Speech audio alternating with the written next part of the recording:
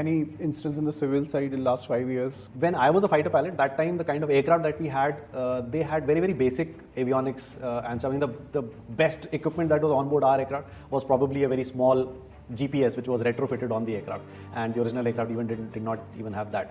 So the kind of visibility, weather conditions, we used to keep waiting for the benign situation where the sky is almost clear before we can fly.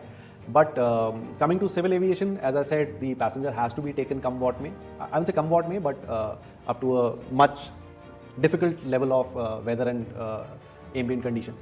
So when I started civil flying, it was a very interesting incident. So my first route check as a civil pilot, and I was being tested to become a captain. So that is the time when I took the weather, and the weather reported by the ATC to me was that there is weather warning for rain, thunder shower, etc., etc. So then I told the examiner that there is weather warning, how do we go? So he said, okay, this is a different world. So as long as the weather is not there in your takeoff path, or right in the path that you are going to follow after departure, you still go. So that was a very different thing. And so when we reached our first destination, and I had to, after every flight, you have to do a walk around and inspect the aircraft from outside. So the first time it was raining cats and dogs outside, so I had to actually put on a raincoat and do the walk around. So when I spoke to my Air Force counterparts later on, I told them, first time in my life I had to wear a raincoat and do a walk around, which was kind of unheard of while I was a fighter pilot in the Air Force. So that was interesting, but so those are the kind of challenges that the civil aviation puts at us.